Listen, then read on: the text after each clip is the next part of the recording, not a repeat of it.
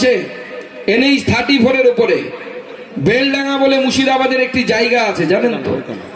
সেই বেলডাঙ্গাতে ঝাড়খণ্ডে একটি ছেলে, মুসলিম ছেলে, কাজ করতে গেছিল। আমরা তো জানি এই রাজ্যে কাজ নেই, বিভিন্ন জায়গায় গিয়ে কাজ করে বেড়াতে হয়। আজকে সেই ছেলেটি ঝাড়খণ্ডে মারা গেছে। ওর পরিবার, গ্রামের লোক বলছে অস্বাভাবিক মৃত্যু, তার বডি গাছের ডালে ঝুলতে দেখা গেছে। ঝাড়খণ্ডে কার সরকার আছে? হেমন্ত সোরেন তার মুখ্যমন্ত্রী। পার্টির নাম ঝাড়খণ্ড মুক্তি মোর্চা। বিজেপি সরকার আছে কি? নেই, ওখানে বিজেপির সরকার। ইন্ডি গঠবন্ধনের সরকার, যে ইন্ডি গঠবন্ধনের মালিক, অন্যতম মালিক হচ্ছে মমতা বন্দ্যোপাধ্যায়। আর সেই মমতা বন্দ্যোপাধ্যায় বলছে যে বিজেপি দাঙ্গা লাগাচ্ছে।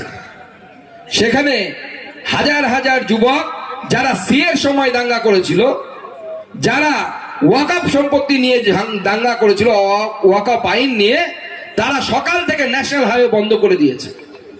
আর সেখানে একটি নিউজ চ্যানেল আপনারা সবাই চেনেন, 24 ঘন্টা, তার একটি মেয়ে সাংবাদিক, তার মাথা ফাটিয়ে দেওয়া হয়েছে, তার পা ধরে টানা হচ্ছে, তার চুল ধরে টানা হচ্ছে।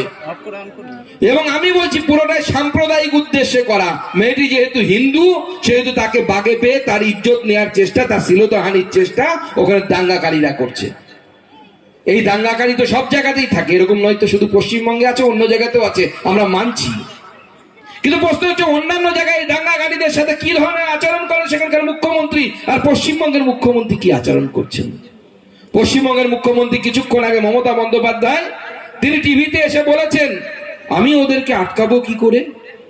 ছি ছি জি মুখ্যমন্ত্রী, আপনি যদি ওই পদে থেকে আটকাতে না পারেন, ওই পদ ছেড়ে দিন, বিজেপিকে দিয়ে দিন, 8 ঘন্টার মধ্যে সবাইকে বাড়িতে ঢোকানোর ব্যবস্থা ভারতীয় জনতা পার্টি করবে।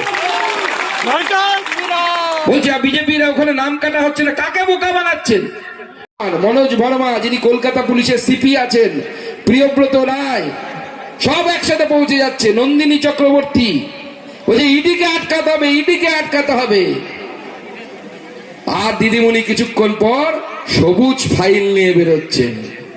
সবুজের ফাইলের মধ্যে যে কি আছে, সাইকেলের নামও সবুজ সাথী, ফাইলের নামও সবুজ ফাইল। আর এই সবুজ ফাইলের মধ্যে যে কি আছে সেটা যদি একবার বেরিয়ে যায়, মুখ্যমন্ত্রীর আর উপায় নাই, জেলের ভেতরেই থাকতে হবে। সেই ব্যবস্থা কিন্তু আগামী দিনে হচ্ছে। সুপ্রিম কোর্টে গেছিল, দুটো দাপড় তাপড় উকিলকে সেখানে নিয়োগ করেছে। অভিষেক মনু সিংভি এক একবার দাঁড়ালে পরে 7 লাখ 10 লাখ টাকা করে দেয়। আর কপিল সিব্বাল তাদেরকে দিয়ে দাঁড় করিয়েছে, তাদেরকে বলেছে, তারা কোর্টের কাছে গিয়ে বলছে যে এটা ইডিকে তদন্ত করতে দেয়া যাবে না, সিবিআই কে তদন্ত করতে দেয়া যাবে না, এটাকে হাইকোর্টে পাঠান আপনারা।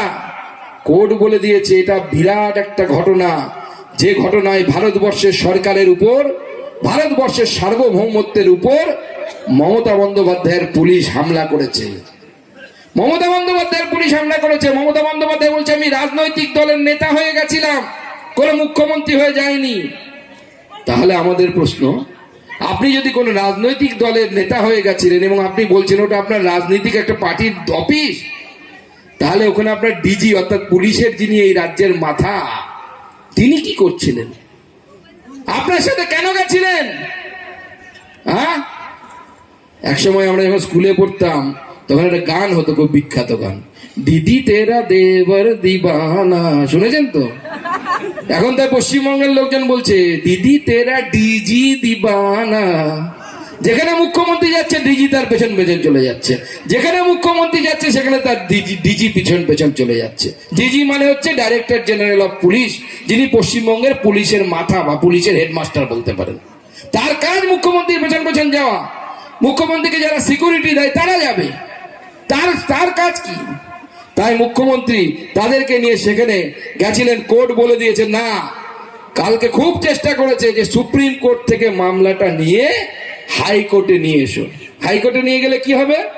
চুরির কথা করিব বর্ণন, গরু চোর রুকবানুর কহে রেগে রেগে, মানিক বেটা চুরি করে দাম হেকে হেকে, মহুয়া দেবীর 4% পেট নাহি ভরে, মহুয়া দেবীর 4% ও 4%-এর কথা বলে তো 4% নেবে, 4%-এ পেট নেহি ভরে, সেই দুঃখে উজ্জ্বলকে গালাগাল করে। আজকে এই পাঁচালি এটুকুই থাক। ওরা যে পাঁচালি শোনাচ্ছে চোরের পাঁচালি, সেই পাঁচালির পরিপ্রেক্ষিতে ভারতীয় জনতা পার্টির পাঁচালি আমি যেখানে যেখানে যাব সেখানে সেখানে ওদেরকে শোনাবো। সবার এই যে সংকল্প সভা, এই সংকল্প সভায় আজকে আমরা সকলে এখানে উপস্থিত হয়েছি। আমরা যারা উপস্থিত হয়েছি তারা এখানে ভাবছেন যে সুকান্ত দা কি বলবেন।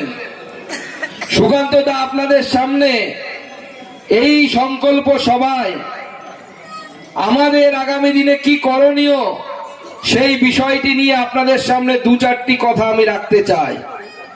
তার আগে তৃণমূলবাসী এখন তৃণমূল লোকেরা এখন সমস্ত নবদ্বীপবাসী থেকে শুরু করে কৃষ্ণনগরবাসী থেকে শুরু করে সবাইকে এখন পাঁচালি শোনাচ্ছে, তাই তো? আমরা একটু শোনাই। শোনো শোনো কৃষ্ণনগরবাসী শোনো দিয়া মন, তৃণমূলের চুরির কথা করিব বর্ণন। কি চলবে? শোনো শোনো কৃষ্ণনগরবাসী শোনো দিয়া মন, তৃণমূলের চুরির কথা করিব বর্ণন। গরু চোর রুকবানুর কহে রেগে রেগে, চেনেন তো রুকবানুরকে? গরু চোর রুকবানুর কহে রেগে রেগে, মানিক বেটা চুরি করে দাম হেকে হেকে। ঠিক তো? সে বেটা জেলে গেছিল, আমি তো শুনে আজকে অবাক হয়ে গেলাম। জেল থেকে বেরিয়ে আসার পরে নাকি চুরি সারেনি, এখন নাকি বিএড কলেজগুলো থেকে বছরে 5 লক্ষ টাকা করে নাকি নিচ্ছে, বিএড কলেজ আর ডিএড কলেজগুলো থেকে। আর তার এক তোলাবাজ আছে কোনো কাউন্সিলর, সেই কাউন্সিলর সমস্ত বিএড কলেজ এদের কাছ থেকে টাকা নেয়। তো শোনো সবার এই যে সংকল্প সভা, এই সংকল্প সভায় আজকে আমরা সকলে এখানে উপস্থিত হয়েছি। আমরা যারা উপস্থিত হয়েছি তারা এখানে ভাবছেন যে সুকান্ত দা কি বলবেন। সুকান্ত দা আপনাদের সামনে এই সংকল্প সভায় আমাদের আগামী দিনে কি করণীয় সেই বিষয়টি নিয়ে আপনাদের সামনে দু চারটি কথা আমি রাখতে চাই। তার আগে তৃণমূলবাসী এখন তৃণমূল লোকেরা এখন সমস্ত নবদ্বীপবাসী থেকে শুরু করে কৃষ্ণনগরবাসী থেকে শুরু করে সবাইকে এখন পাঁচালি শোনাচ্ছে, তাই তো? আমরা একটু শোনাই। শোনো শোনো কৃষ্ণনগরবাসী শোনো দিয়া মন, তৃণমূলের চুরির কথা করিব বর্ণন। কি চলবে?